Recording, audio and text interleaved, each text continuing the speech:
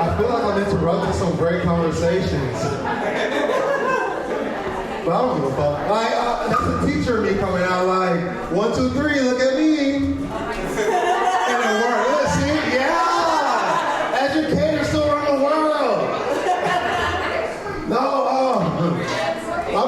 so my people in Texas reached out to me. They were like, Junior, are you doing a show in Pendleton, Oregon? Like an evening show? Yeah, I am. They're like, we just researched the city, and I don't know if that it's safe to be in that town when the sun goes down. I was like, that was years ago. Times have changed, times have changed. Plus, I've been to the roundup a few times, and a lot of y'all aren't really good with ropes. Bunch of, what do they call it? Closet cowboys? So I'm not really tripping. But anyways, Club Vibe, how y'all doing? Pendleton, y'all look so amazing. And drunk, but amazing. That's the best way to look, isn't it? So we came all the way from Walla. Well, we're from everywhere, right? My other comic, this is so embarrassing because he's the other black dude, and he's really running on black people time. And I'm like, dog, like I used to do this shit before I moved to Washington. Now I'm like, I'm almost on time, but whatever. We're gonna still have some fun. It is what it is. So my name is Junor. Y'all don't care about that though, right? Oh my goodness. So, moving up here as a public health graduate, right?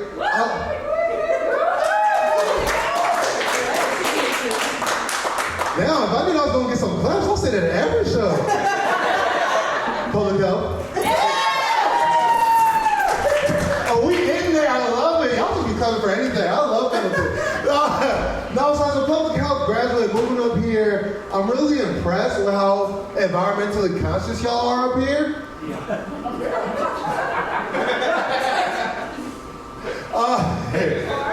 And it's evident, all the RVs and campsites everywhere is very evident. But with anything, there's arrogance to it, right? And you see some folks like they've already conquered the living outside. Now they're putting their tents up in the cities to show that they can take up the concrete jungle. And then there's still levels to that because some folks are like, man, I'm so good with this nature shit. I don't even need a tent. Just give me a spoon and an open flame and I'm good. And those, I'm impressed. I'm very impressed. And so I call these people the nature elitists. Because they're elite to nature. And traveling across this beautiful region, you see how differently each culture, like each city's culture is, right? So we start off in Portland is the most modern. And I love the way that it's a truly immersive campsite, right? They literally put their campsite right outside the mall. So you can literally go from camping, walk 10 feet, go shopping, and then walk 10 feet, see the local wildlife, which is a furry. It's amazing, right? But then you got your Spokane, elitists, right? And see, Spokane, they move a little bit differently. They got the waterfall on one side, they got the riverfront on another, then they got the Days of the Dead cast members on another side. And in Spokane, they truly care about the community because you could tell because they really tried to bring out everyone's inner child by having people play hopscotch, walking down the city's sidewalk, trying to avoid the needles. It brings back my childhood. Such great memories, right? But even Yakima, and the elitists in Yakima are a little bit different, right? Because they have that pressure of being in a city that produces apples for the entire nation. And you know what they say? An apple a day keeps the doctor away. That's because you eat a Yakima apple, that's why. Because Yakima has the healthiest looking campers that you've ever seen in the region.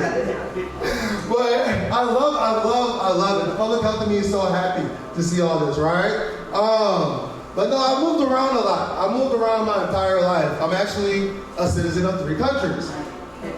Impressive. I don't get a clap for that. Public health. Y'all different. Oh. See, I don't even know. You're not living my whole life. He's like, well, I'm going to look at everything. Well, I'm going to tell you anyways. We just waited. Jeez. See, this is the arrogance that we were talking about. You're a bar leader. That's what she's done. Yes. Thank you for noticing. I see the vision. Yeah, Gabe recognizes Gabe. I like her. So I moved. So my earliest memories of growing up in Canada. But I was born in Nigeria. So this one, I'm like, damn, this African is like it's crazy. But moving from Canada, white ass Vancouver, to like a diverse town in Wisconsin, it was a culture shock for me, right? But I don't know how to assimilate. But the one thing that was different, I remember seeing the name Jesus at school. And I was so excited. I was like, oh my God, I'm about to meet the Lord Savior himself. They got Jesus in America? I see why we came down here. You can imagine how disappointed I was when I met Jesus. It was just another first grader, and it's pronounced Jesus. But then we moved from Wisconsin to Texas. You like Texas? Yeah, Texas barbecue. Everything's bigger. Yeah. She's like, I have some memories in Texas. Let me tell you what I did back in the day. Now, and so Texas isn't as racist as people like to make it seem, right? Especially if you're a star athlete, they would literally give you their daughters. And that's where I learned the origin of the term tie-dye, because that's when white is intentionally stained.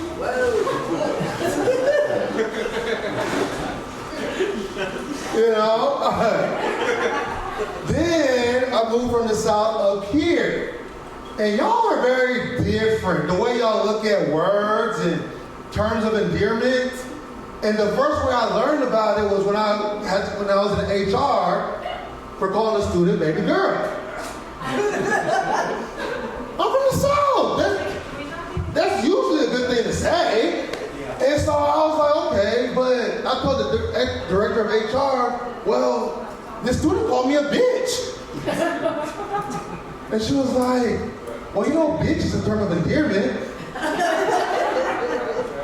Okay, but like I said, I know how to assimilate, right? So you can imagine, to my surprise, when I'm about to open the door for this big black nigga. Welcome, my brother. Y'all please give a round of applause to our culture. And see, he hasn't learned how to assimilate yet, but we will show him. And I was like, welcome, Coach. Good to see you, my guy. See, where was I? Yeah. So you can imagine my surprise when I'm back in HR 2 weeks later for calling a student a bitch. But she was being such a baby girl. Like, it made no sense.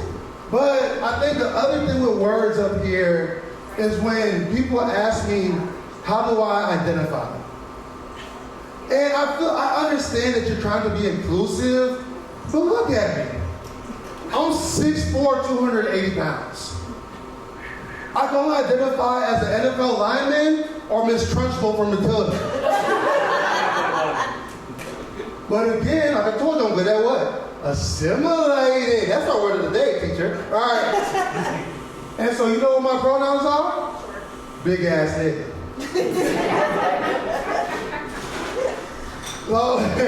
So moving up here is I think my favorite thing is watching people's face when I get introduced as Junior from Walla Walla.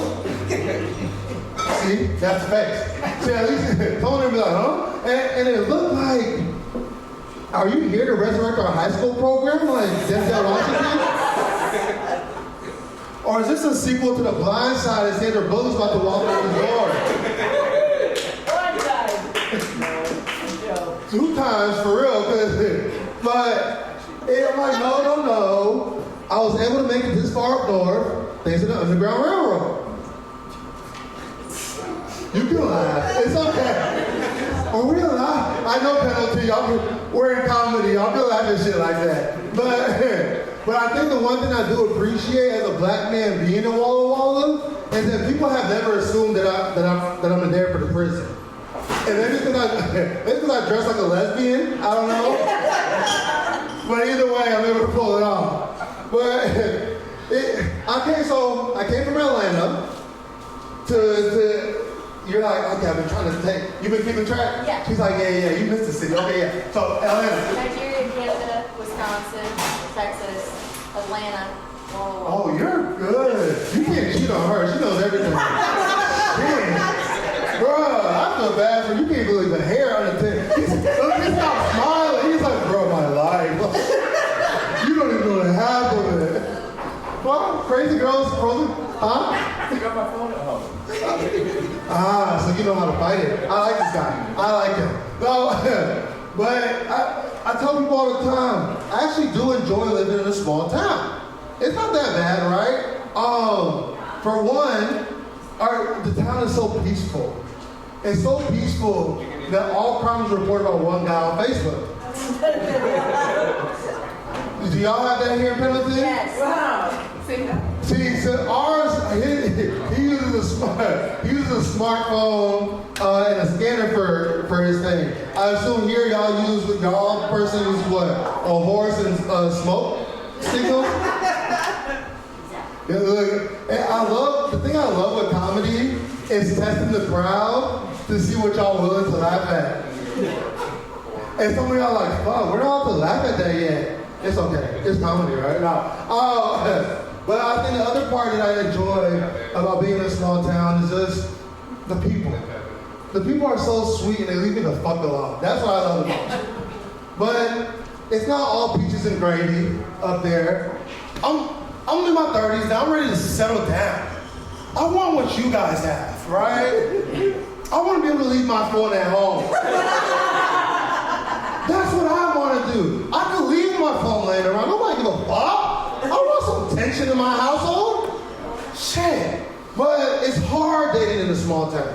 It really is. Because there's like 1 degree of separation. Here, do y'all accidentally make cousins or like? Because everyone's related. Either everyone's related or half your partners done ran through the same person. Your Eskimo broke by half the town. It's not fair. I understand. But I don't get that advantage of being an outsider. I think everyone I've met in Pendleton who's married someone who's not from Pendleton. Matter of fact, if you're from Pendleton and you're married, raise your hand. Is your spouse from Pendleton?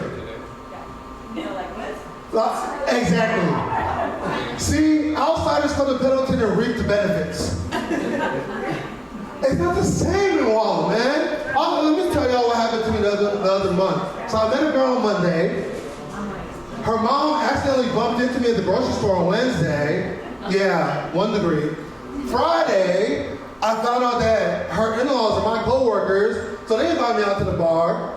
So I'm like, oh yes, I found my person. 2 weeks later, I'm blocked. And the only way I find out why is on the scanner page. Fucking small town. It's hard to compete with someone's childhood crush from 3rd grade.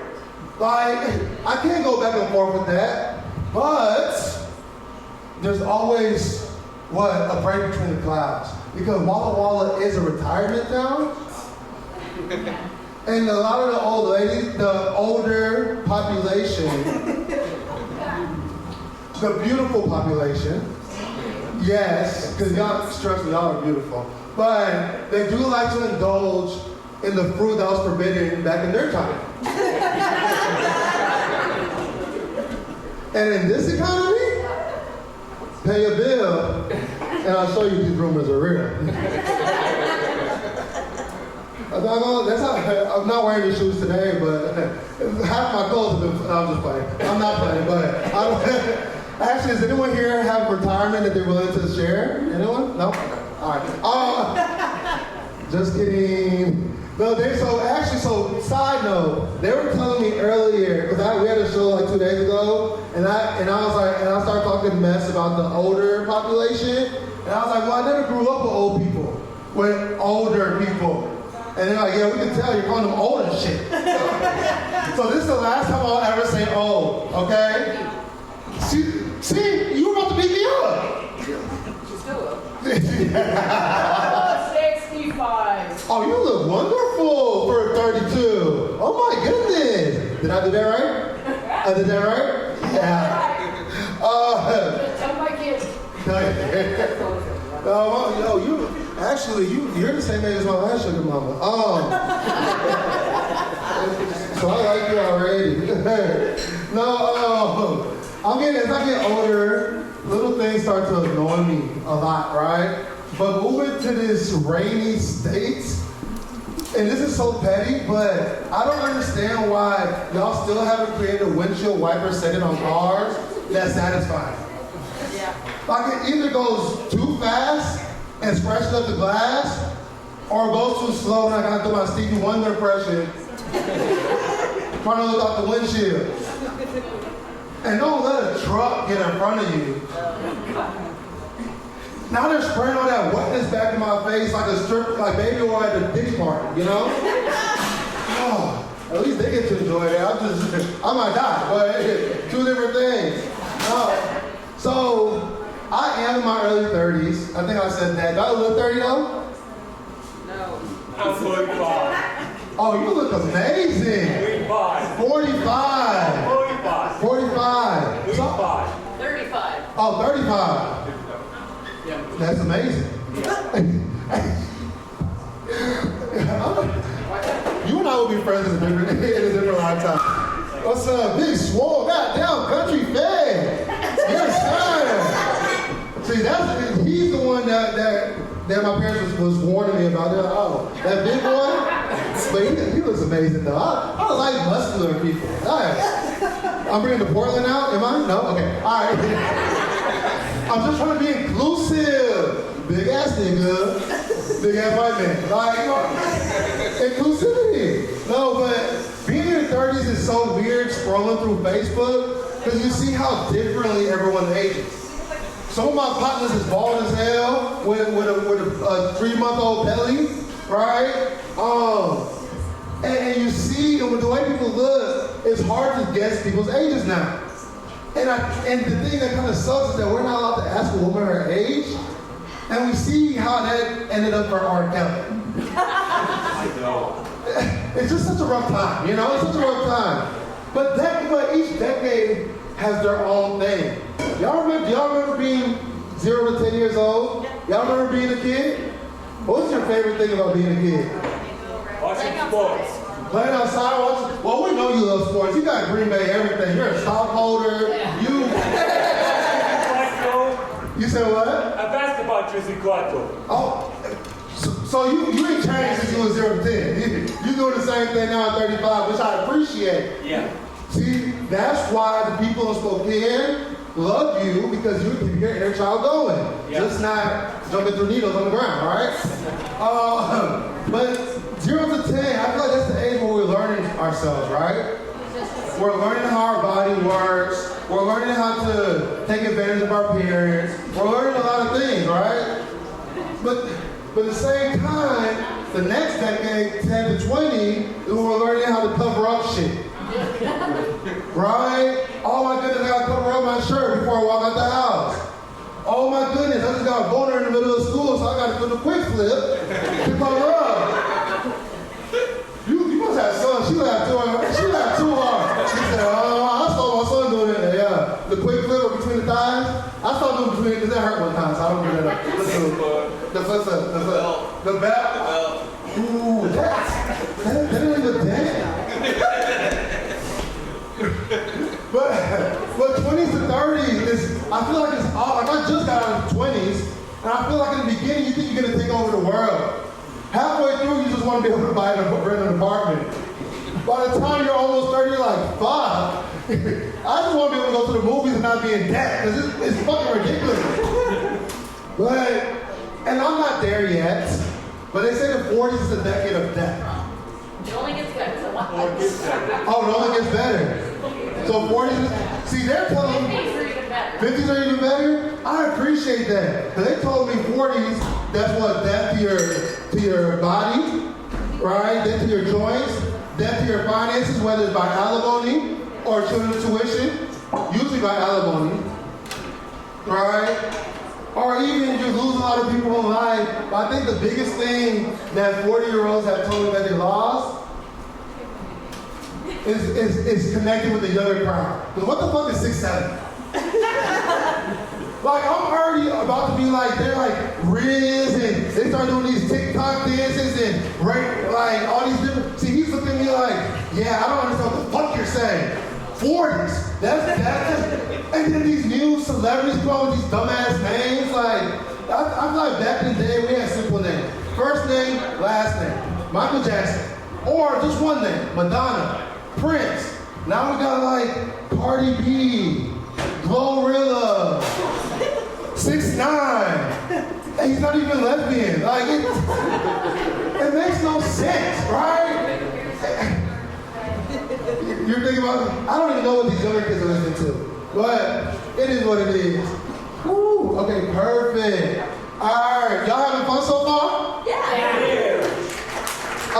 So I'm looking at someone in particular because, and this gentleman right here, because I'm trying to see where I could get him at. He has are you ex-military, sir? In the green? Me? No. Oh. Not you, Big Swole. You got a name, your name is Big Swole. Yes. Yeah. What do you do? I'm retired. What did you do? Forester. Ah, so you used to just chilling in the forest and relaxing. Sure. You used to get high a lot. Huh? Huh? See? You like, don't be telling folks, dog. I know a forestry motherfucker when I see a forestry motherfucker. He's like, shit, I was half asleep, but I'm up now. Anyway, so I have one more joke, but honestly, we have so many great comics tonight that I'm gonna give them the opportunity. I'm just the host and the show curator. I just come up here and talk shit. That's what I do. I talk shit. But y'all seem to like me talking shit. Kinda?